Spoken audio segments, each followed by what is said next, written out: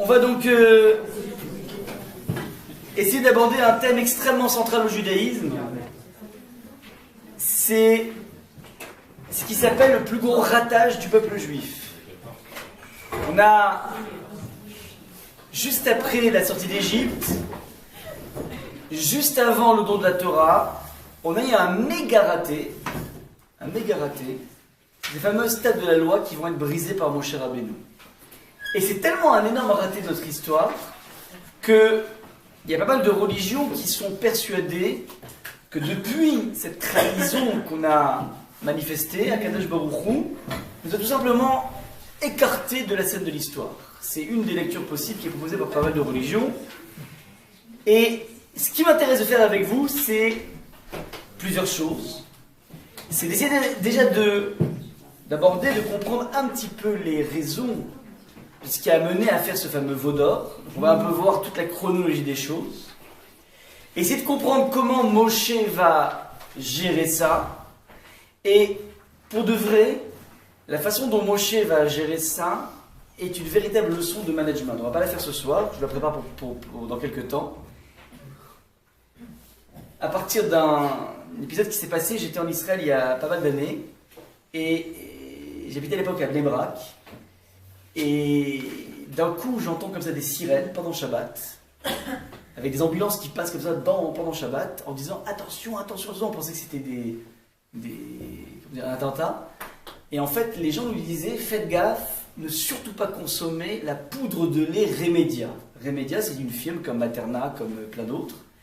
Et ils nous avaient annoncé donc pendant Shabbat que c'était interdit de prendre ça, et c'était tellement important qu'ils avaient transgressé Shabbat pour nous le dire. Il y avait donc un scandale sanitaire sur cette poudre de lait qui était dangereuse pour les enfants. Et à cause de cet événement, la firme de Remedia n'a pas réussi à se relever. Elle est morte. Il n'y a plus de Remedia aujourd'hui.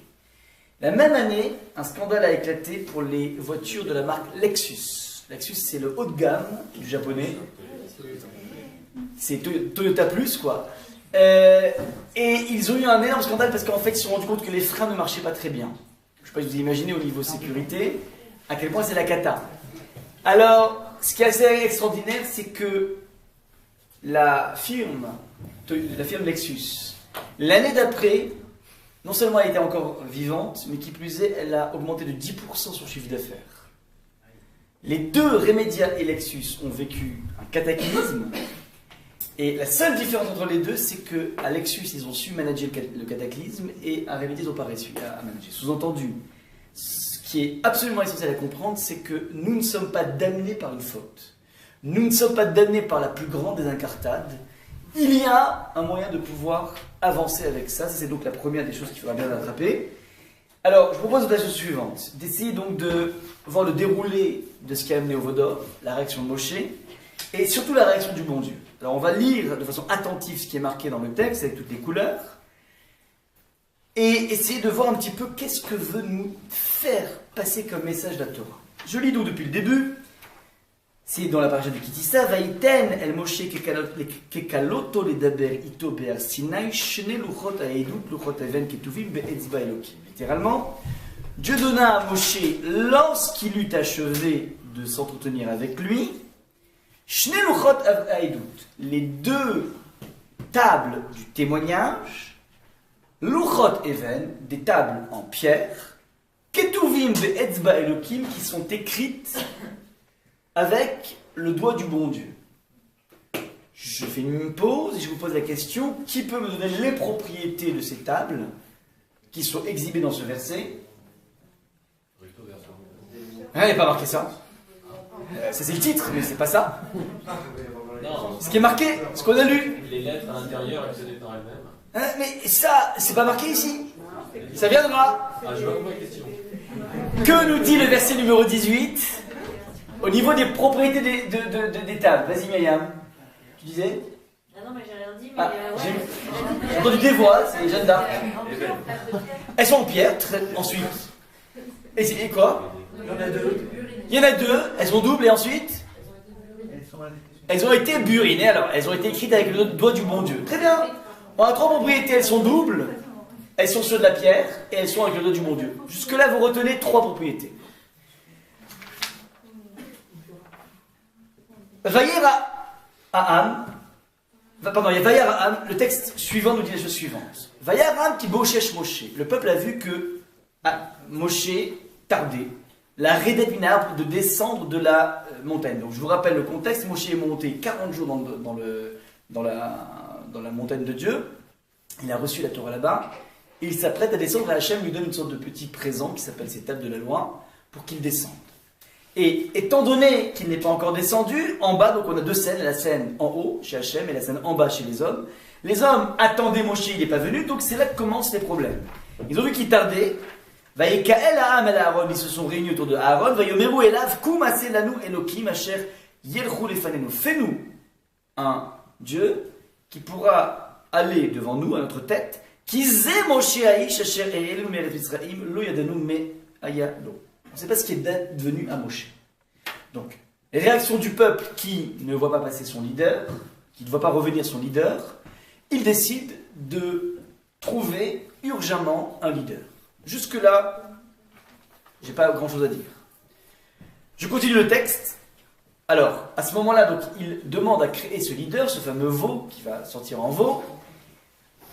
Aaron essaie de temporiser et nous dit le texte Vaïkar miyadam, et il va faire donc une quête d'argent et d'or, de métaux précieux. Vaïkar miyadam, nous dit le texte, il a pris de leurs mains Vayatsar oto bacheret, il va les jeter dans un moule. Vayaseou egel masecha, et ça en est sorti un veau d'or. Vayomeru ele Elohecha Israël, donc ils ont dit, les gens ont dit, voici tes dieux, ô Israël, Asher Elucha Meretzrem, qui t'ont fait monter d'Égypte. Ouais. Je continue le verset numéro 5. Vayar Aaron Vayiven Mizbeach Lefanav. Aaron a vu, il a construit un hôtel. Vayikra Aaron Vayomerchad Veshem Machar. Et pour temporiser, donc il a temporisé déjà en faisant une collecte de bijoux. C'est pas évident de se séparer de ses bijoux. Deuxième temporisation de Aaron, il propose de reporter à demain la fête. C'est ce qui se passe. Et regardez verset numéro 6. Ils se sont levés le lendemain, ils ont amené des holot, des holocaustes, ils ont amené des rémunératoires. Les gens du peuple se sont assis pour manger, pour boire et pour faire la fiesta, ça veut dire faire la fête. Je finis par les deux derniers versets. Donc à ce moment-là, c'est ce qui se passe dans la scène du bas. On a une scène du haut, c'est Moshe, qui s'apprête à descendre avec ses tables de la loi. On a une scène en bas, c'est le bug. Ouais, les Béné Israël qui ont créé un veau d'or, et ce veau d'or, ils sont en train de faire la fête avec. À ce moment-là, nous dit le texte de la Torah, Hachem va prévenir Moshe, en lui disant, fais gaffe, c'est la kata en bas. C'est la kata. Red Kishichet descend parce que ton peuple a fauté. Il s'apprête donc maintenant à descendre. Il descend Vaïfen, Vaïred Moshe Minahar, ou Shne Luchot à Edud Beyado, avec ses deux tables dans sa main. Luchot Ketuvim Mishne Vrehem, des tables qui sont écrites de part et d'autre, misé ou misé. Quelle, tu entends ou pas? Des tables qui sont écrites de part et d'autre, M Ketuvim, elles sont écrites. C'est là qu'intervient ce phénomène complètement miraculeux de tables qui sont écrites transpercées. Donc la table n'était pas gravée, mais elle était transpercée. De part et d'autre, en recto verso. Donc il descend avec ses tables, le texte nous dit, verset numéro 19, Vaïka Asher Karav El Amachane, une fois qu'il s'est approché du camp, Vayar et Aegel ou Mecholot, il a vu le veau et les danses, Vayicham Af Moshe, Moshe s'est énervé, Vayashlech Miyado et Aluchot, il va jeter de ses mains les Luchot, Vayashaber Otam Tachata'ar, il va les briser. Voilà comment on est arrivé aux choses. Donc, je répète la chronologie, prenez un texte, n'hésitez pas, sinon ça va être compliqué de comprendre. Merci. Première des choses, en résumé rapide, Akadosh Baruch Hu s'apprête à donner un résumé de la Torah dans ses tables à Moshe. Au même moment, les Juifs sont impatients, ne voyant pas revenir Moshe. Ils décident, comment dire, de créer un suppléant à Moshe, un remplaçant de Moshe.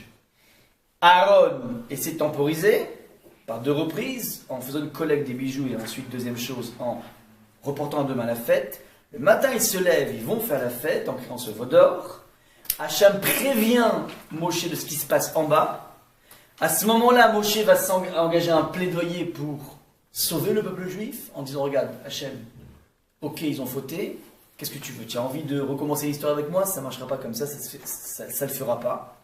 Si tu veux recommencer avec moi, tu sais quoi? Efface-moi de ton livre.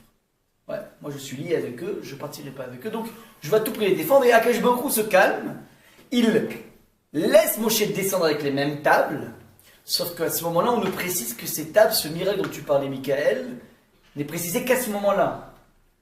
Ouais, ça veut dire que c'est un point qui intervient maintenant, une fois qu'on sait qu'il y a eu des dégâts. On essaiera d'expliquer pourquoi c'est important de préciser maintenant, une fois qu'il descend avec ces tables, que ces tables sont écrites en recto verso. Vous comprenez un petit peu la démarche ici ou pas? Ouais. N'hésitez pas à poser des questions en tout cas. Vous avez transpercé. Comment elles sont transpercées? Oui, si c'est transpercé, il y a un côté où c'est à l'envers.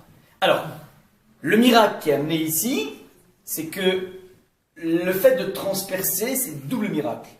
D'abord, le premier miracle, c'est que finalement, le texte que tu lis en recto est le même en verso. Et c'est impossible. C'est possible que si on n'a que des ronds. Ouais, si tu as des ronds, tu peux. Parce que les ronds, ça se lit en recto verso. Mais, comment dire, tu peux pas faire ça sur n'importe quelle lettre. Une lettre non symétrique comme le Aleph, le Bet, le Gimel, le Dalet, ouais, elles sont pas symétriques. Et pourtant, elles composent l'état de la loi. Et donc, il y a un miracle qui s'appelle que le recto est égal au verso. On voit que c'est transpercé, peut-être juste c'était écrit. Misé ou misé. Peut-être qu'il les a écrits et au recto et au verso. Alors, il y a une redondance, Myriam. Il est marqué Mishne Evrehem, des deux faces, misé ou misé, de part et d'autre. C'est la même chose, de face et de part et d'autre. De là, on apprend que c'est transpercé, et on apprend en même temps que c'est le même message. D'accord. Maintenant, la Gemara dans Megillah va poser la question, je comprends pas, mais il y a un samer. Le samer, c'est un rond.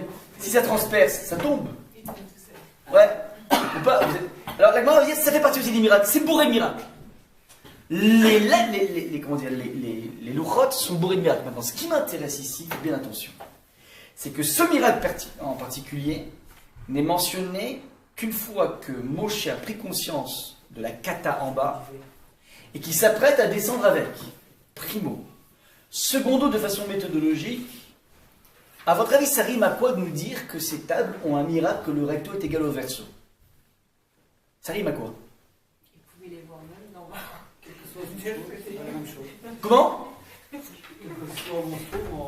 On le voit, quel que soit où tu te trouves, ok. So what? So what? Pas tourner la face, c'est quoi le problème? Bah non, la preuve, quand on monte la Torah, on la tourne, hein. Bon, alors ok, alors... Il n'y a aucune autre alternative Ça veut dire de les que- voir. On n'a pas besoin de faire d'efforts. C'est clair. Ok, alors elles sont proches de toi, maintenant. Ce que je vais vous amener ici à attraper, c'est la chose suivante. C'est évident que c'est un miracle. C'est impossible à faire. C'est impossible à réaliser au niveau de notre monde rationnel. C'est impossible, ça ne tient pas. Donc il y a un miracle qui est derrière maintenant. Si la Torah te précise que c'est un miracle, c'est pas pour te dire que le bon Dieu il est incroyable et il éclate David Copperfield. Ouais. Parce que ça, j'ai pas besoin, c'est pas quelque chose qui va m'ajouter quelque chose, ça veut dire. Si la Torah te précise ce miracle, c'est qu'il va avoir une incidence essentielle dans ta vie. C'est important que tu saches que le message il est recto verso. Et c'est même essentiel vu ce qui s'est passé. C'est comme on pose la chose. C'est essentiel dans la mesure où il y a eu un dégât qui s'est passé, le Egel Zahav, et le fait que l'étape soit recto verso, eh ben, c'est ça qui va tout changer. Donc on entend ici dans l'exhibition de ce miracle, on entend le fait qu'il y a quelque chose qui va changer tout. Une sorte de thérapie. Voilà donc un petit peu une première lecture de ce qui se passe. Maintenant, je vais reprendre les versets et essayer de décortiquer ce que l'on peut attraper par rapport à ces versets. Et en deuxième lieu, on essaiera de porter un regard tel que je l'ai appris donc de mon rave, un regard midrashique par rapport à ce misé au misé, vous allez voir tout de suite. Première des choses, dans le verset numéro 18, vous voyez ici que le texte dit Vaïten el Moshe kekaloto ledaber ito. Kekaloto ledaber ito. Donc je répète. Au moment où Moïse, Hachem a fini de parler avec Moïse, kekalato, Alors, il va lui transmettre les tables de la loi. Il y a une petite remarque qui est magnifique, qui est portée par Rashi, et qui peut nous renseigner de façon assez incroyable. Le texte dit, Kechaloto, nous dit Rashi, le mot Kechaloto, donc au début du document, vous voyez, est écrit sans vav. C'est-à-dire que dans une lecture du Sefer Torah, on pourrait lire Kekalato. Il y a ici une notion de Kala. Kala comme sa nouvelle épouse. La Torah lui a été remise en cadeau, comme l'épouse à l'époux, car il ne pouvait pas, dans un temps aussi limité, l'étudier dans tous ses détails. La remarque que fait Rashi ici est une remarque donc, qui vient exploiter l'anomalie du texte. Car on aurait dû avoir marqué Kaloto avec un vav au milieu, il n'y a pas ce vav. Ça laisse la latitude de lire Kalato. Sous-entendu, lorsqu'on te parle du moment où Hachem termine, au moment où il termine son entrevue, il a besoin de dire c'est comme une kala. Maintenant, quel est le lien entre la terminaison et la kala?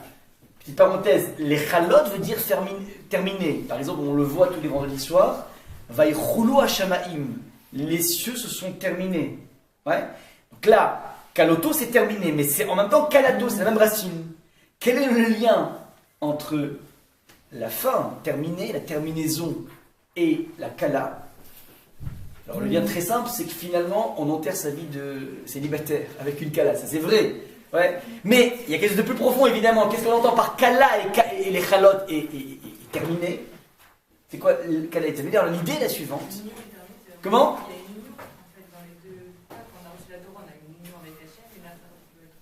Alors, c'est vrai qu'il y a une union, c'est une notion de mariage. Mais pourquoi il y a un lien entre le fait de terminer, puisque kala veut dire à la fois une femme et aussi une terminaison? Quel est le lien? Alors, l'idée est la suivante. On vient de dire que Hachem n'a pas eu le temps de transmettre tout le message, et il lui transmet la Torah comme une kala. Sous-entendu, une kala n'est pas, et ceci est valable dans toutes les relations de couple, n'est pas un produit fini. Il n'y a que 10 commandements. C'est un produit... Non! C'est-à-dire que c'est en permanence une vie de potentiel. Ouais, et c'est important de préciser ça. Beaucoup de personnes espèrent avoir, comment dire, un homme ou une femme, un mari, une femme, alors qui seront donc tip-top sur tous les points de vue. Ouais, j'ai envie d'avoir, comment dire, le modèle parfait sur tous les points de vue. La Torah te dit que la Torah elle-même fonctionne à partir d'un mode dynamique et non pas un mode statique.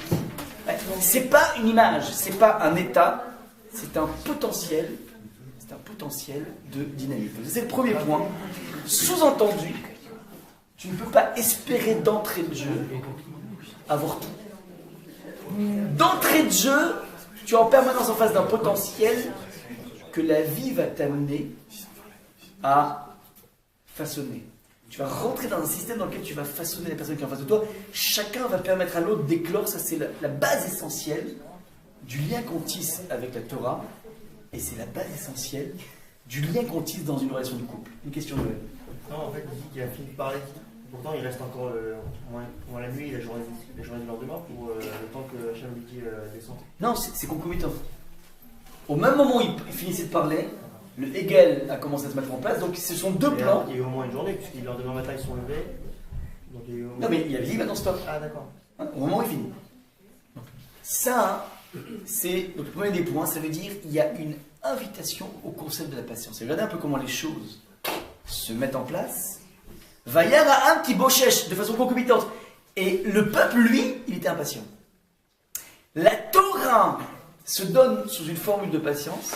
Et le peuple, lui, est impatient de voir revenir Moshe, tellement impatient qu'ils ont besoin tout de suite d'un remplaçant. Petite parenthèse. Ils n'ont pas une recherche d'idolâtrie. Ils ont une recherche essentielle de remplaçant. Ils ont une démarche d'idolâtrie. C'est important de le préciser. Parce que, d'une certaine façon, on n'est pas en train de venir jeter la pierre de toutes les questions qu'un individu se pose. Les questions qu'un individu se pose sont les suivantes, mais je ne sais pas ce qui va se passer demain. Je ne sais pas si ça va marcher. Je ne sais pas si mon business va prendre. Je ne sais pas si c'est la personne avec laquelle je dois marier. On est tous dans la vie truffés de centaines de questions. Et lorsque je vois ce texte, je ne peux pas m'empêcher de me rappeler cette angoisse du peuple. Eh ben, je me rappelle, je ne sais pas si ça vous est déjà arrivé, mais moi quand j'étais petit, mes parents sortaient, eh ben, j'avais tellement peur qu'ils ne reviennent pas que j'arrivais pas à dormir. Ouais, cette peur de quitter la personne qui t'éduque, la personne qui s'occupe de toi, qui embrasse toutes tes couches sentimentales, psychologiques, tout ce que tu veux, ben, le lien, si vous voulez, que Moshe tisse avec son peuple, c'est la même chose. Et donc, d'une certaine façon, il n'y a pas une condamnation de l'impatience du peuple. Ce qui va être condamné, c'est la façon dont on va cristalliser les choses après. Comment tu vas gérer cette angoisse. Mais l'angoisse, c'est quelque chose qui est tout à fait naturel. Donc, le peuple est angoissé, c'est normal. Et d'ailleurs, regardez comment c'est intéressant, il ne dit pas on veut une avodazara, on dit quelqu'un qui va nous mener. On ne peut pas être un troupeau sans berger. Ça, c'est donc le deuxième point à attraper. La Torah va t'apprendre le monde de la patience, mais ils n'ont pas encore la Torah.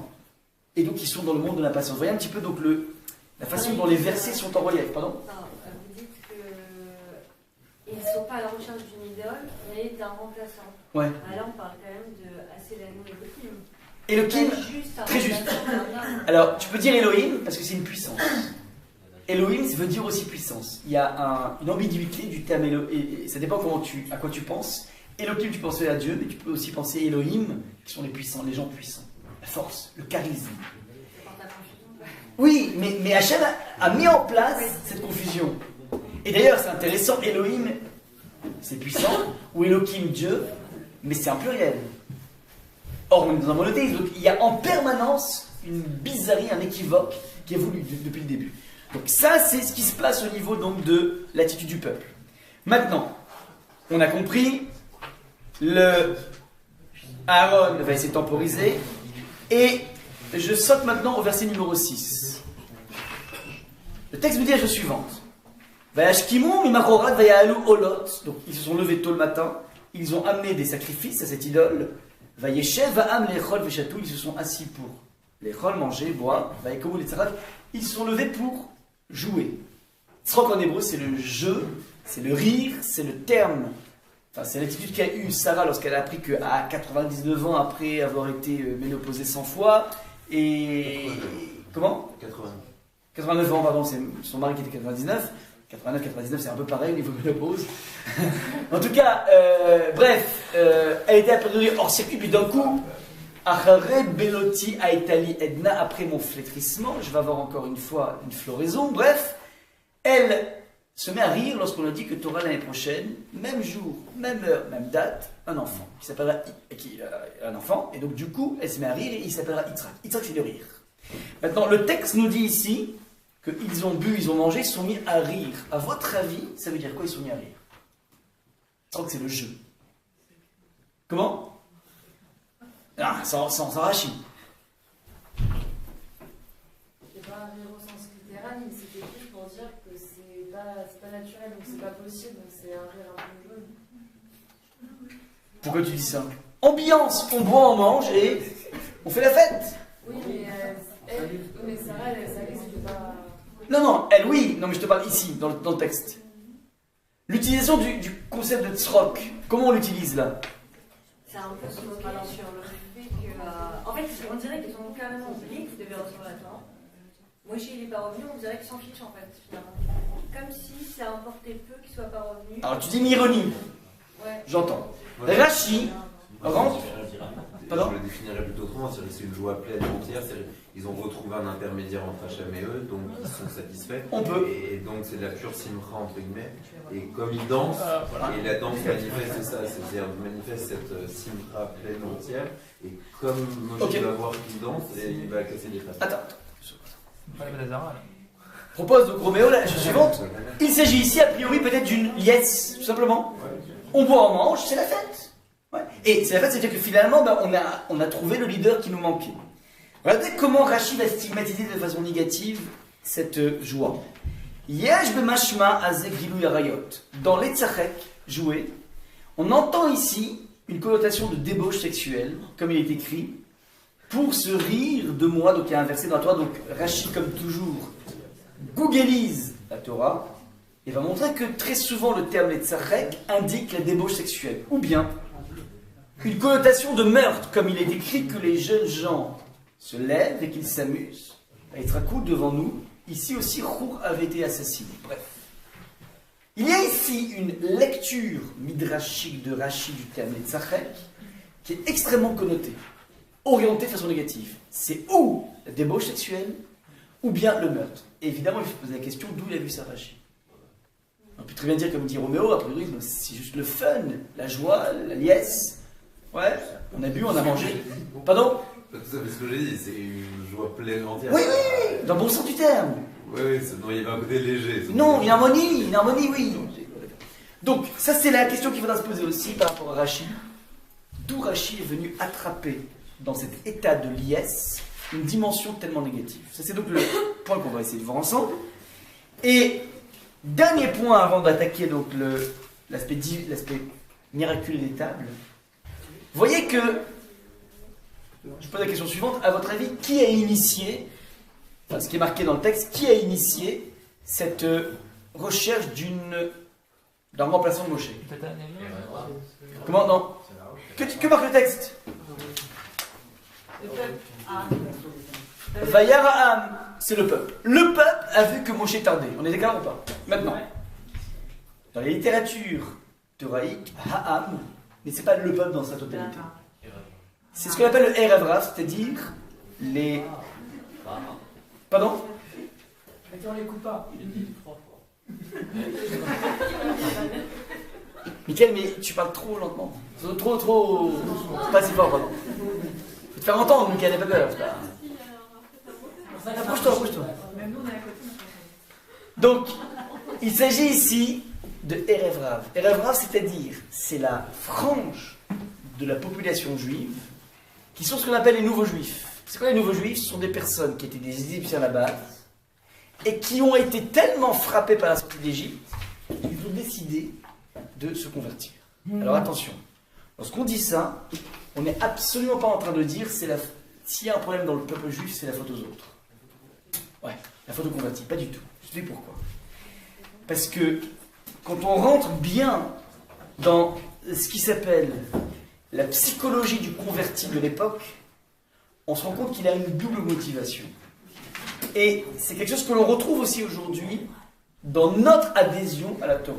Je m'explique. Les convertis de l'époque ont été fascinés par la puissance du bon Dieu, la puissance de cette interférence dans la nature, les plaies pendant 1 an, toute cette faculté de pouvoir devenir la cadence du monde. Ça, c'est ce que les personnes ont vu, c'est-à-dire une connexion à la vérité ultime.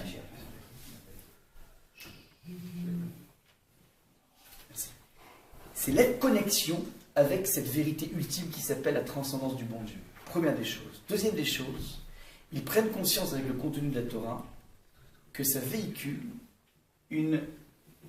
un véritable sentiment au niveau humanisme. Il y a quelque chose de grandiose dans les idées véhiculées par la Torah. Il y a quelque chose de profondément séduisant. Ça veut dire qu'il y a un double choc qui attire un individu par rapport à la Torah. Le premier, c'est la puissance de la vérité et qui est presque du domaine de la crainte. Il y a une vérité trop puissante, trop forte, je ne peux pas ne pas adhérer. J'ai peur de ne pas adhérer. Premier axe. Deuxième canal, si vous voulez, un individu peut être mu, et c'est ce qui se passait chez le RRAF par le fait qu'il y a quelque chose de grandiose dans la Torah. Ce sont les deux mobiles qui amènent un individu à se convertir à l'époque de la sortie d'Égypte, mais qui amènent aussi un individu aujourd'hui à revenir à la Torah ou se convertir, c'est un peu la même chose. On est mis par deux courants d'une certaine façon. On sait au fond de nous quelque chose de complètement incroyable dans l'histoire du peuple juif. Et même si tu es juif traditionnaliste, tu sens qu'il y a quelque chose de vrai dans la Torah. Et il y a une vérité qui devrait s'imposer, qui devrait t'imposer quelque chose. Première chose. Deuxième chose, c'est vrai que la Torah a des accents tellement sublimes qu'elle fait envie. Ce sont deux mobiles, comment dire, qui peuvent nous amener à être attirés par la Torah. Pourquoi je précise ça? Pour bien vous dire que on n'est pas en train de dire le problème c'est les autres. C'est Shalom. La Torah vient te dire que il y a un point commun entre nous et le Erev Rav, c'est qu'on fonctionne un peu de la même façon. Est-ce qu'on est clair par rapport à ça? Et si on arrive à bien comprendre ça, on va comprendre pourquoi on est concerné de façon directe par le Vaudor. C'est pas un épisode qui est loin de nous, mais on a aussi ce mode de fonctionnement, c'est ça qu'on va essayer de définir ensemble. Ouais. Donc ça c'est le point important. Donc on a vu jusqu'à présent, au niveau des causes du Vaudor, On a vu d'abord la chronologie, comment ça s'est passé. Deuxième chose, qui sont ceux qui ont initié ce principe. Troisième niveau, et c'est là qu'on arrive, si vous voulez, à cette subtilité. Qu'est-ce qui fait que, regardez bien dans le texte, le verset numéro 19, qu'est-ce qui fait, qu'est-ce qui pousse Moshe à briser les tables? Il s'est énervé quand il a vu tout ça.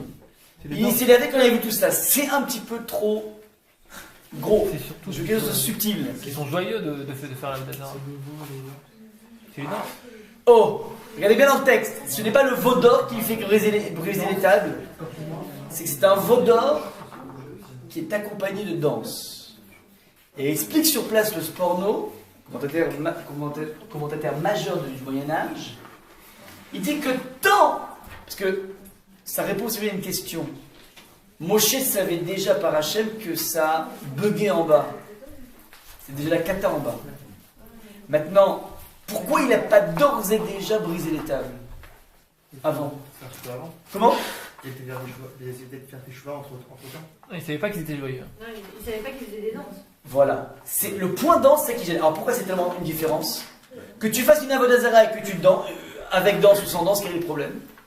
Élément de réponse, la danse est toujours l'expression d'une joie, mais ça veut dire qu'il y a quelque chose, il y a une mobilisation de toutes les couches de ma vie, de mon existence. Il y a ma couche intellectuelle, c'est danser, exprimer quelque chose par la danse, c'est essayer de montrer que l'événement, me saisit totalement. Il y a une sugya dans la Gemara qui s'appelle Keitzad Meragdim Lifnei Akala. Comment on danse devant la Kala, devant la mariée? C'est un débat entre Beth Shammai et Beth Hillel absolument fascinant.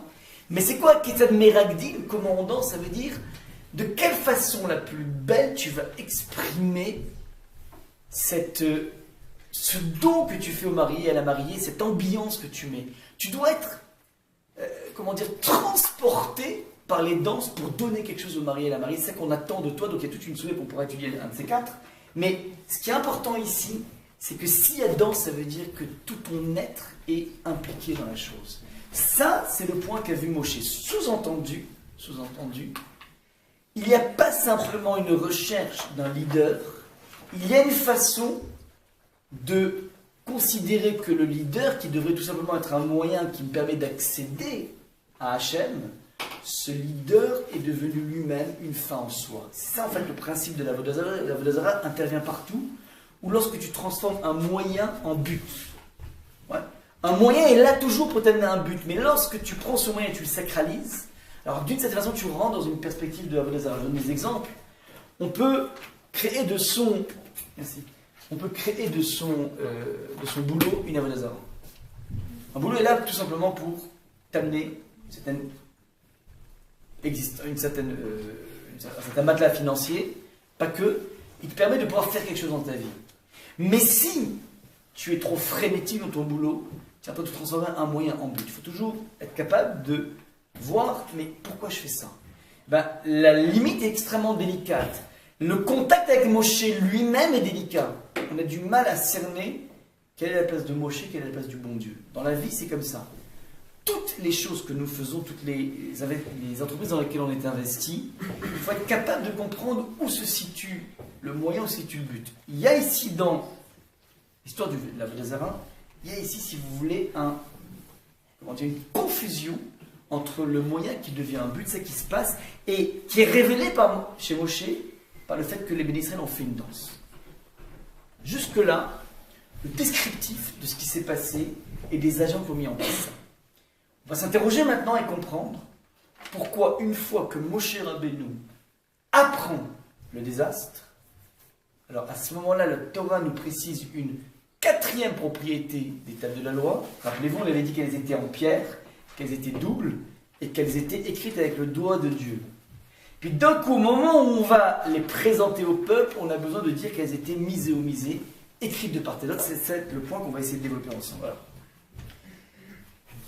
Le Midrash, comme je vous l'ai promis, va faire une remarque, toujours avec cette façon de googliser la Torah, tout le Tanakh, en disant que l'expression misé que vous avez ici en bleu dans le verset numéro 15 se retrouve dans un épisode de Esther. Esther, vous vous rappelez, ça se passe en moins 518 avant Jésus. On avait reçu l'autorisation de monter en Israël par Cyrus et de reconstruire le temple. On était sorti de l'exil des 70 ans en Babylonie, donc du temple qui avait été détruit. On s'apprête à remonter. À ce moment-là, intervient un rempart qui s'appelle Achashverosh et Haman, qui propose pour la première fois dans l'histoire du peuple juif une solution finale. Il décide de prendre le peuple juif et les Hashmid, les Harog ou les Abed, de l'exterminer, les Harog de le tuer et les Abed de le faire disparaître, demande le Gaon de Vilna au XVIIIe siècle. Ça veut dire quoi exterminer, tuer et faire disparaître? C'est un pléonasme. Réponse du Gaon de Vilna qui fait frémir. Les Hashmid, c'est exterminer. La Harog, c'est utiliser les corps à des fins industrielles. Et les Abed, c'est faire disparaître l'esprit juif, la culture juive. C'était les trois piliers d'extermination de Hitler. Ouais. Donc, ce que propose Haman, avec cette lecture du Gaon de Vilna du XVIIIe siècle, c'est exactement le principe de la solution finale. Ça, c'est ce qui se passe à l'époque de Esther, en moins 518 avant Jésus. Maintenant. Arrive ce décret d'extermination. Mordechai, qui apprend par des missives ce décret d'extermination, enlève ses habits et se vêtit de, comment dire, d'habits de deuil. Et il va en pleine place publique et exhiber le fait qu'il porte le deuil par rapport à cette annonce absolument terrible. C'est une façon d'accuser le coup. À ce moment-là, Esther, qui était encore dans le coton du palais, n'était pas au courant de ce décret d'extermination, puisqu'elle était à l'intérieur du palais. Elle voit qu'il y a du brouhaha autour de Mordechai et qu'il s'est revêtu de ses habits de deuil. Elle envoie un messager pour demander qu'est-ce qui se passe? Pourquoi tu portes le deuil? Qu'est-ce qui s'est passé? Et le texte dit la chose suivante, vous regardez bien en hébreu. Vatikra Esther la Atar misarisa al-Melech asher ehemid lefanea. Alors Esther appela Atar, un des eunuques du roi qu'on avait attaché à son service, et le dépêcha à Mardoché pour savoir ce que cela voulait dire et pourquoi cette manière d'agir. Donc c'est la question, mais regardez comment ça donne en hébreu. Vatetzavé ou al-Mordechai la date, elle a voulu savoir mazé ve'al mazé. Mazé, c'est quoi? Mazé. Ve'al mazé. Et c'est sur quoi? Ouais. Maintenant, jusque-là, on comprend l'étonnement de Esther, c'est-à-dire, pourquoi ça? Enfin, c'est quoi ça? Et c'est dû à quoi? C'est le phénomène et sa cause, classique, c'est une question classique. Sauf que les maîtres du Midrash, avec cet esprit Google, vont dire, attends, mais c'est bizarre, mazé, val, mazé, ça me rappelle quelque chose. Ça me rappelle un épisode dans la Torah où on te parle de non pas mazé et mazé, mais misé ou misé. Quelle époque?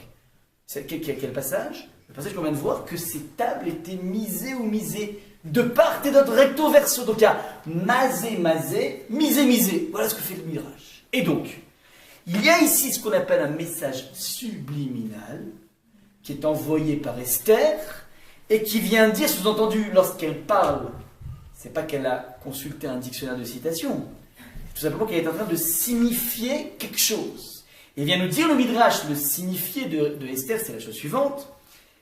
La da'at mazé val mazé, elle lui dit de dire à Mordechai que depuis l'histoire du peuple juif, nous n'avons pas connu une telle souffrance.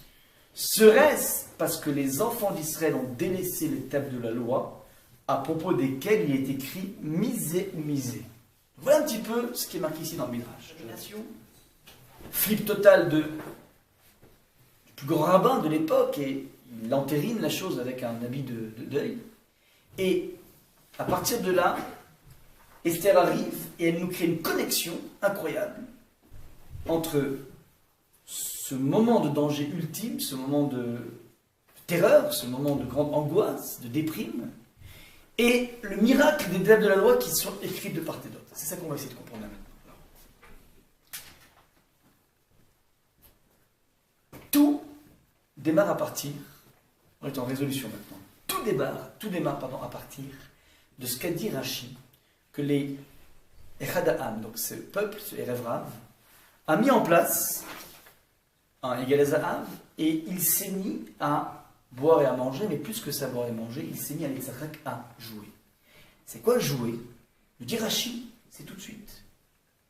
Shfichut damim, ça veut dire tuer, et c'est tout de suite, on avait dit dans Rashi, c'est cette faculté de dépravation sexuelle. Quel rapport entre le jeu, le fun, et la dépravation sexuelle? Alors déjà, je vous donne d'ores et déjà des liens. C'est pas évident que ça, c'est-à-dire, regardez un petit peu comment à l'époque de Rome, tous ces combats de gladiateurs qui étaient faits en place publique, les personnes qui achetaient leur vie en luttant contre un lion, vous vous rappelez un petit peu tous ces films qu'on a vus, Gladiateur, c'est aussi un des films qui parle de ça, c'est-à-dire que devant une foule entière, avec des notables, avec toutes les personnes entières, assister de façon tragique à la mort ou à la survie d'un individu, et sous-entendu derrière ce jeu incroyable, un petit peu comme le foot d'aujourd'hui mais sans qu'il y ait de meurtre, il y avait un enjeu qui s'appelle la mort, qui s'appelle un individu qui vient mourir. Ça veut dire que il peut exister dans le monde du divertissement un débouché, c'est-à-dire qu'on peut aussi se divertir malheureusement lorsqu'il y a des conséquences absolument néfastes. Le lien maintenant entre la dimension du fun, du divertissement, et la dépravation sexuelle se retrouve aujourd'hui de façon assez incroyable. C'est qu'il y a de plus en plus de thérapeutes aujourd'hui qui proposent pour l'équilibre d'un couple de se donner quartier libre de façon à un petit peu mettre, entre guillemets, du fun dans sa vie.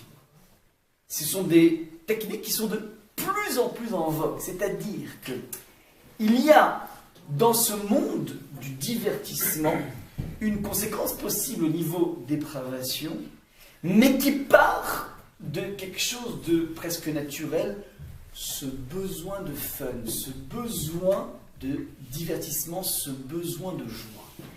Et ce qui est absolument essentiel à bien attraper, ce phénomène, ce peuple, ce Erev Rav amène, est quelque chose d'extrêmement, éminemment existentiel. Je m'explique. On a dit que ce Erev Rav, cette frange de la population, a débarqué dans la Torah par à la fois peur, électrochoc de la vérité, et en même temps fascination des idéaux humanistes. Maintenant, c'est vrai que lorsqu'une vérité est puissante, elle a quelque chose d'extrêmement attirant, mais en même temps qu'elle a quelque chose d'attirant, fondamentalement, ça n'a pas l'air très sympathique. Je m'explique. Le monde du vrai, le monde de la vérité, je vais même dire mieux que ça, le monde de la Torah, est quelque chose qui, a priori, semble insipide. Et si vous voulez vous en convaincre, il ne faut pas se mentir, un individu qui ne fait pas Shabbat et qui se met à faire Shabbat, c'est complexe. Tu peux être dopé au début par les nérotes et tout ça, mais au bout d'un moment, c'est complexe. Il ne faut pas se leurrer, les lois de pureté familiale, c'est complexe. C'est pas du tout finger in the nose, doigt dans le nez. C'est quelque chose qui est complexe, et surtout pour un jeune couple, je ne suis pas en train de démotiver quiconque, j'ai formé plein de khatanim, mon épouse aussi, on forme, et on prévient systématiquement les personnes, sachez que c'est pas évident. Ça veut dire que la prise de conscience d'une vérité et le fait de l'assumer crée chez l'individu une certaine hantise, une certaine peur de se dire mais j'ai l'impression que je vais perdre ma liberté, j'ai l'impression que je vais perdre mon goût de vie. C'est ça qui se trame lorsqu'on est en face de quelque chose qui est une vérité qui s'impose.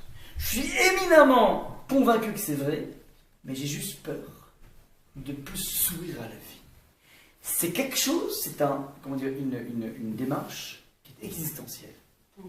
Tout individu qui aborde la Torah, quel que soit son niveau, est mu par deux mouvements. Un mouvement vers, un mouvement contre. Un mouvement vers qui s'appelle il y a quelque chose de vrai, un mouvement contre qui s'appelle mais ça n'a pas l'air sympathique. Ouais, nous, les hommes noirs, on n'a pas l'air très sympathique. Ouais.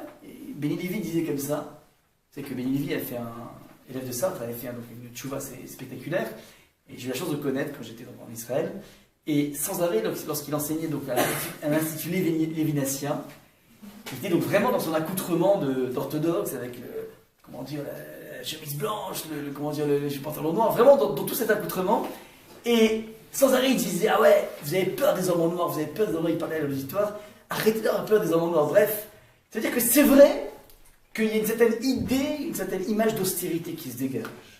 Eh ben, cette austérité qui se dégage, qui fait presque peur, crée chez l'individu ce réflexe qu'ont le Erev Rav. Le Erev Rav a voulu proposer l'idée incroyable qui est la suivante.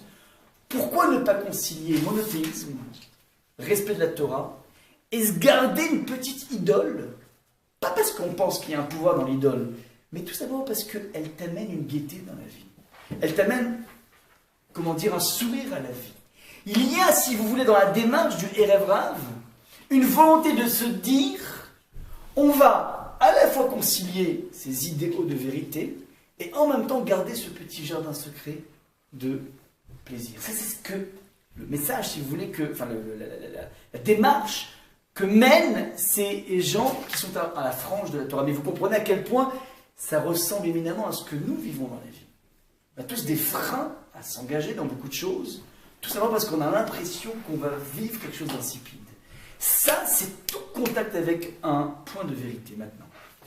Le texte de la Torah nous dit la chose suivante.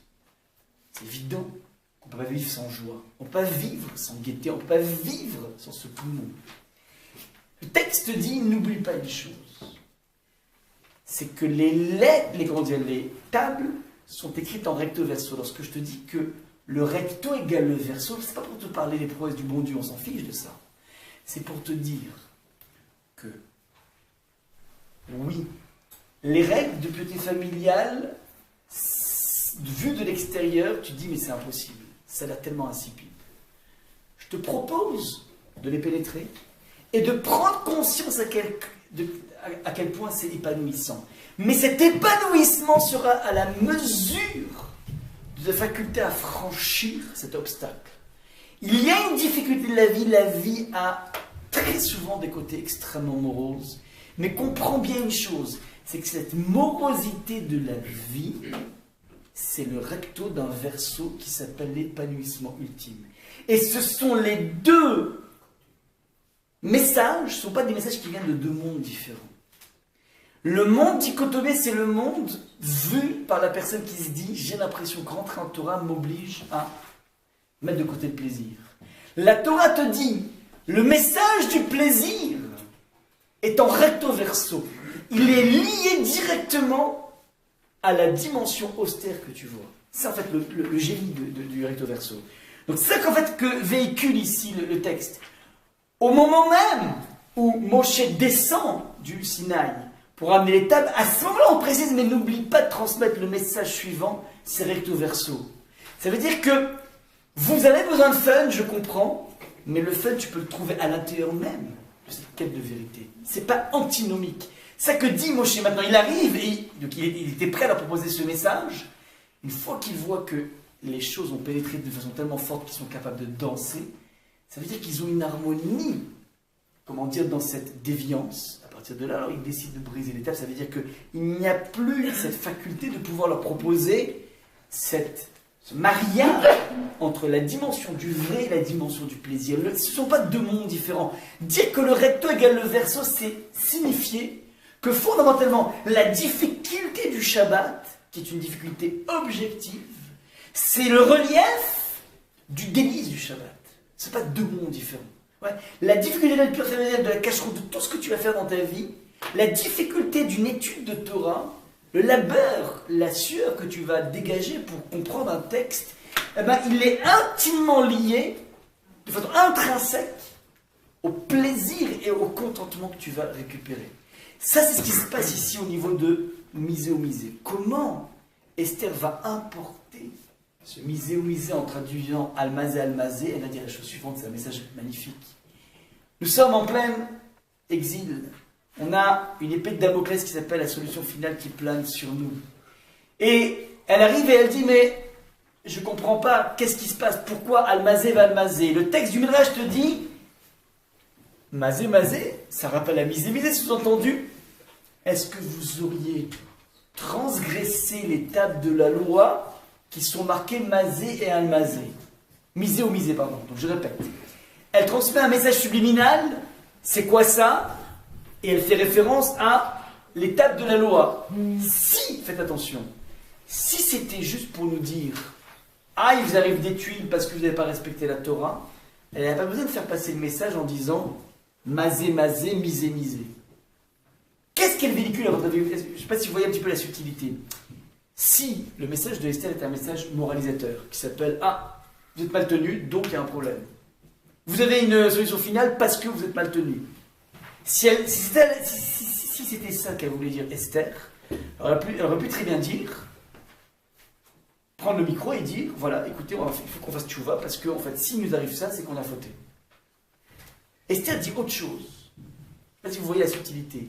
Esther vient dire, apparemment, vous êtes en train de vivre maintenant un état extrêmement dur de déprime, de se dire qu'il y a une solution finale. Apparemment, vous avez peut-être pas pris conscience suffisamment du message misé ou misé. C'est-à-dire, Esther n'est pas en train de culpabiliser le peuple juif, elle est juste en train de leur dire la chose suivante, c'est ça qui est génial, c'est un message de coaching. Elle leur dit, vous vivez un moment insipide, la raison on ne sait pas. On n'est pas forcément à même de comprendre.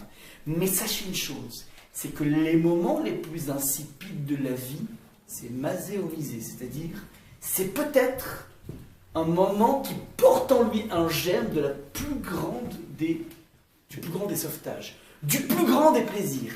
Mazé al mazé, misé ou misé, c'est-à-dire, ne t'attache pas trop, ne t'engonce pas trop dans tes problèmes. On a tous des problèmes, des soucis, des angoisses. Et qu'est-ce que je vais faire avec ce mari, qu'est-ce que je vais faire avec cette femme et avec cet enfant, et avec toutes les zones de difficulté de la vie, avec la santé, avec le business, avec la couche de données, ce que tu veux. Sache une chose, c'est que c'est un état de fait d'être dans un état dans lequel tu as mal, et ça tu es angoissé, et c'est tout à fait légitime, il n'y a pas une honte d'être angoissé dans la vie. Mais sache une chose, c'est que chaque angoisse et chaque problème porte forcément misé ou misé, forcément en lui, et forcément, si vous voulez, le relief d'une réalité qui s'appelle une réalité profondément excitante et magnifique.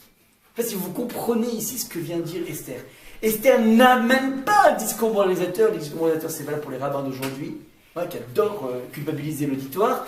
Bon, je fais pas partie, mais en tout cas, il y a beaucoup de gens qui adorent culpabiliser. Ce qui est magnifique chez Esther par rapport à une solution finale, elle ne vient pas leur tirer les oreilles en disant vous êtes mal comporté, elle va dire faites gaffe.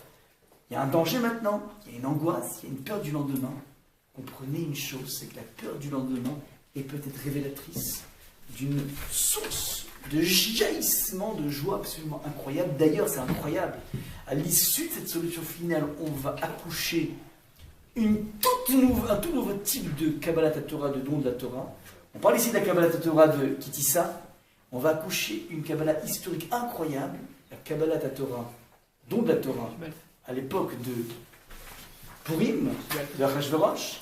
C'est ce qu'on appelle la Kabbalat Torah Be'ahava, c'est-à-dire que la Torah a été donnée avec une certaine forme de vente forcée, puisqu'Hachem nous a retourné la montagne pour nous obliger, pour nous convoquer à cet impératif. Et ça, c'était historique, et c'était tellement une vente forcée que nous dit le Ramban, que les Juifs, lorsqu'ils sont sortis, ils ont été expulsés d'Israël. Là, on le ramène, enfin la Torah le ramène. Lorsqu'ils sont rentrés de Babylonie vers Israël pour le deuxième baït, tous les Juifs étaient mariés avec des goyotes. Ils sont tous mariés avec des goyotes. Ils sont tous mariés. Tout le monde est commentateur, mais comment c'est possible que les Juifs se sont mariés dès qu'ils sont sortis d'Israël, ils sont mariés avec des goyotes? Et le Ramban explique que la vente de la Torah était tellement forcée que quand tu fais une vente forcée à quelqu'un, tu es obligé de donner un lot de consolation. Et les... Comment? À l'autre consolation. C'est quoi l'état d'Israël? L'état d'Israël. L'état d'Israël. La Torah imposée tellement forte que c'est sous-entendu qu'il nous donne l'état d'Israël. Une fois qu'on a quitté Israël, donc du coup, puisqu'on n'a plus l'eau de consolation, donc il n'y a plus d'impératif de mitzvot. Ouais. Ça veut dire que on a reçu la Torah de façon forcée, on va la recevoir historiquement en moins 518 de façon volontaire. Bien, Avatanes dit Rachid, c'est-à-dire que on va, dans cette lecture de la solution finale, être capable de comprendre que c'est le revers d'un jaillissement qui va nous permettre d'aller beaucoup plus loin que l'état initial. Nous étions un monde juif qui était soumis à un régime par une Torah donnée depuis Moshe Rabbeinu. On va sécréter une toute nouvelle Torah parce que justement, grâce à Esther et Mordechai, on a réussi à comprendre le revers des choses. Miser ou miser, ça c'est le point qui se met en place. Je finit ici sur ce que nous, on doit attraper par rapport à tout ce devoir Torah. Je vous ai marqué ici dans le texte 2 choses. Je vous ai marqué, je ne sais pas le texte, mais c'est pas grave, enfin, la fin du texte, je vais changer. Je peux montrer juste l'implication, auto-éducation, non, voilà. Éducation et auto-apprentissage, merci. Éducation et auto-apprentissage. Il est absolument essentiel de comprendre que le monde du vrai est directement connecté au monde du plaisir. Et ceci, on doit le voir dans 2 domaines. Dans notre façon d'aborder la spiritualité, on a un impératif dans la vie. On a un impératif dans la vie, dans toute aventure spirituelle, de prendre conscience que le monde spirituel a un goût incroyable. Un goût tellement incroyable que c'est un goût qui me transporte et qui me meut beaucoup plus que n'importe quelle expérience charnelle. Je répète, que n'importe quelle expérience charnelle. Je vous donne un exemple. Jacobson, c'est un des plus grands maîtres actuels de l'éducation, et j'espère que quand vous serez bientôt mariés, que vous aurez des enfants, on pourra parler encore plus de ce Rabbi Jacobson. C'est donc le ponte actuel en Israël, et il raconte l'histoire suivante juste pour essayer de palper la suprématie du plaisir spirituel par rapport au plaisir matériel. Il raconte que dans son petit quartier, un jour est arrivée une famille dont, que Dieu préserve, un des enfants était trisomique. Et donc, les parents s'occupaient évidemment beaucoup plus de l'enfant trisomique que des autres enfants, et c'était dur pour les parents. Et donc, les habitants à côté ont décidé, comme c'était des personnes religieuses, ils ont l'habitude de donner, de s'occuper des autres, ils ont dit, venez, on se met ensemble, tous les enfants qui ont un enfant tous les parents qui ont un enfant du même âge que la fille trisomique en question, eh ben, chacun des enfants va donner 1 heure par semaine pour s'occuper de l'enfant de façon à alléger les parents. Et c'est pas d'avoir des copines, ainsi de suite. Et voilà donc ils ont mis en place un tour, et arrive donc le jour de la fille de Rabbi Jacobson, qui rechigne évidemment pour y aller en disant non, papa, je voulais voir mes copines, tati, je jouais, ainsi de suite. Et ben il dit écoute, désolé, on s'est engagé, c'est la mitzvah, c'est grand. Bon, elle est allée comme ça, un petit peu en tirant la tête, ça veut dire ok, c'est vrai, ouais, c'est ça le truc, c'est vrai, mais c'est pas bon. Pourquoi c'est pas bon? Parce qu'en fait c'est saoulant. Parce qu'elle s'amuse beaucoup plus avec ses copines à Marelle ou je sais pas quoi. Donc bon, ben, c'est ce qu'on appelle le monde du vrai, qui l'emporte sur le monde du plaisir. C'est comme ça dans la vie, ben, des fois tu fais tes devoirs, t'as pas le choix. L'intelligence de la personne, c'est pas simplement d'avoir imposé à sa fille, ça, on n'a pas éduqué, on a juste imposé. La personne a consacré à chaque fois, à chacune des séances, après chacune des séances, un moment pendant 5-10 minutes avec sa fille, pour lui demander comment c'était passé. Alors vas-y Déborah, comment c'est passé? Comment elle s'appelle la fille? Qu'est-ce que tu as fait avec elle? Comment tu as meublé la discussion? Est-ce qu'elle te comprend? Est-ce qu'elle a des difficultés à parler? Raconte-moi comment elle est. Donc 5-10 minutes comme ça pour faire un topo. Deuxième séance. Ah, au fait, tu as pensé à lui donner les bonbons que je t'avais laissés? Ouais. Et comment elle a réagi? Et la fille nous répond, voilà, elle a réagi comme ça. Ah ouais? Et comment étaient ses yeux au moment où elle a reçu les bonbons? Et comment elle a mangé? Ouais. C'est-à-dire que le père a fait un fromage pour essayer de rendre consciente sa fille de l'impact qu'elle avait sur l'enfant trisomique. Donc je répète, l'idée était la suivante, c'est d'essayer que sa fille fait des choses, et ces choses évidemment ont un impact au niveau de l'enfant qui est en face d'elle, mais des fois tu fais des choses, tu t'en rends même pas compte. Le père a fait presque une sorte de psychanalyse pour rendre consciente sa propre fille de l'impact, séance en séance. Le père a réussi à faire prendre conscience à quel point sa fille faisait du bien à l'enfant trisomique. Au bout de quelques temps, voilà que la fille vient voir son papa et lui dit « Papa, est-ce que tu crois qu'on peut passer à 2 heures par semaine au lieu d'1 heure par semaine ?» Et ça nous explique Rabbi Jacobson que ça, c'est ce qu'on appelle, c'est révélateur d'une éducation réussie, ce qu'il a réussi à faire, c'est-à-dire, c'est quoi éduquer? C'est pas simplement mettre un enfant en face d'une valeur, mais lui faire goûter à cette valeur de façon tellement puissante qu'il prend conscience que finalement, le monde des valeurs, le monde spirituel est un monde extrêmement goûteux. Tellement goûteux qu'elle est demandeuse de sacrifier 1 heure avec ses copines pour aller voir une trisomique. Mais comment c'est possible? Pourquoi? Parce que la sensation de donner est une sensation qui est spirituelle, qui a beaucoup plus de goût que la sensation de prendre. Quand tu es avec tes copines, tu prends. Et c'est un kiff. Mais un comparatif de kiff, tu te sens beaucoup plus, ça vit beaucoup plus à l'intérieur lorsque tu n'es pas dans le devoir, mais tu es dans le plaisir du devoir. Je ne sais pas si vous comprenez ce que je dis à l'instant. Ça, c'est ce qu'a mis en exergue Rav Jacobson, et il dit que toute éducation à la spiritualité passe par la prise de conscience que la spiritualité est la chose la plus goûteuse qui existe. Donc, ce n'est jamais, je vous l'ai déjà dit, je vous le répète, la vie n'est pas un enjeu entre choisir entre le Olam Hazé et le Olam Haba, c'est-à-dire choisir entre le monde-ci, je kiffe ici, mais je morflerai plus tard, ou bien je vis une vie d'ascète ici, une vie triste, mais c'est pas grave, j'aurai un pactole là-haut. Cette lecture est une lecture totalement chrétienne, qui n'a rien à voir avec la Torah. L'enjeu dans la vie, c'est choisir ton type de kiff. Et sachant que le kiff spirituel est quelque chose qui est infiniment plus puissant. Ça, c'est ce qu'on appelle l'auto-éducation, la prise de conscience que ce qu'on cherche finalement, c'est du kiff. Ne croyez pas les religieux que ce sont des ascètes. Les religieux sont des gens qui sont des grands kiffeurs devant l'éternel. Ça, c'est le point essentiel. Maintenant, comment nous traduisons ça avec les enfants, comme il a dit à Jacobson? Une des choses que l'on met en place, c'est ce qu'on appelle le principe du conditionnement négatif, c'est-à-dire, c'est le dernier point que je voulais vous dire aujourd'hui, le conditionnement négatif, c'est, comme vous l'avez certainement vu très souvent, le fait qu'on charge notre système de valeurs d'un emballage de kiff. Par exemple, le Shabbat est un jour qui est compliqué pour un enfant. Il n'y a plus de iPad, il n'y a plus de DVD, il n'y a plus d'électricité, c'est complexe. Tu ne peux pas présenter le Shabbat tel qu'il est avec un enfant. Tu es obligé de mettre des bonbons, de mettre du coca le Shabbat alors qu'il n'y en a pas en semaine, de façon à ce que petit à petit l'enfant fasse une connexion Shabbat égale permission du coca. Il y a tellement d'interdits que s'il n'y a pas une compensation des permissions, on est foutu. Et ce que je vous dis là maintenant est inspiré d'un maître du Moyen-Âge qui s'appelle le Maharil, qui est la source essentielle du Rama, donc il est au XIIe siècle, lui.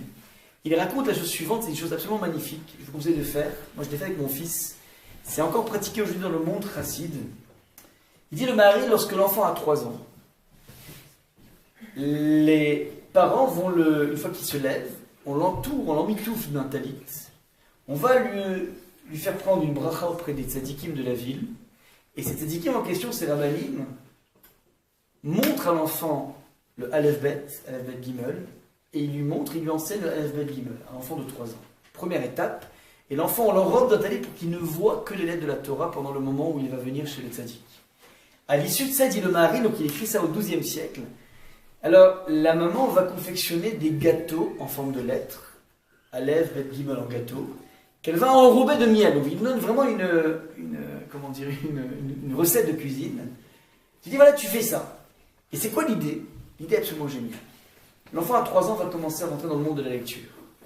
Vous savez que c'est très complexe pour un enfant de s'asseoir sur une chaise et de faire un travail.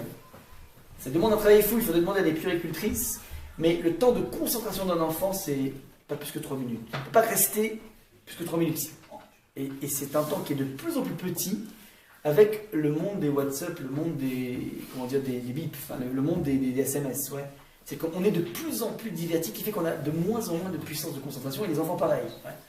Maintenant, c'est complexe de s'asseoir, c'est complexe de concentrer, c'est complexe de prendre un stylo, c'est complexe d'être concentré sur une image. L'alphabet hébreu n'a pas spécialement fashion. Ouais. Et donc, tout ça c'est complexe. Alors ce qu'on crée, c'est qu'on crée un conditionnement positif. C'est-à-dire que le Aleph c'est du miel, le Bet c'est du Nutella et le Gimel c'est du je sais pas quoi, c'est des bonbons. Et donc, on crée chez l'enfant une connexion, Aleph me rappelle le goût du miel, qui fait que le jour où il va être en face du Aleph, je ne dis pas que ça va marcher, mais il ne sera pas rebuté par l'étude. C'est un mina qui a été mis en place depuis le Maharil et qui est respecté de façon extrêmement belle chez les chassidim aujourd'hui, dans le monde chassid. L'enfant, on lui crée une connexion goûteuse du monde des valeurs. Ça, c'est ce que l'on met en place, donc je vous rappelle ici. Il y a, je finis donc là-dessus, une idée absolument géniale qui a été véhiculée. Au moment où tu as exprimé ta soif de liberté, que tu as traduite par une déconnexion du bon Dieu. Moïse revient avec une sorte de thérapie qui s'appelle prise de conscience que le message insipide, austère que dégage la Torah, il n'est que le relief de la joie intérieure dégagée. Et donc il faut comprendre que ce sont deux messages qui viennent du même monde, et non pas de deux mondes dichotomiés. Il y a oui la possibilité de vivre un enracinement dans les racines, dans les valeurs de façon la plus épanouie possible, de façon la plus jouissive possible. Ça c'est ce que vient dire Misé. Nous retrouvons ça même dans des moments de catastrophe nationale, au moment de Esther, et Esther qui va nous rappeler cette structure de la vie, la douleur la plus grande, donc c'est plus cette fois-ci l'aspect austère de la vie, mais l'aspect austère de la vie, la morosité de la vie. Cette morosité en question, elle cache en elle de façon extraordinaire ce germe plus que d'espérance, ce germe de jouissance qui nous attend et qui procède exactement du même message. Je m'arrête là s'il y a des questions, n'hésitez pas.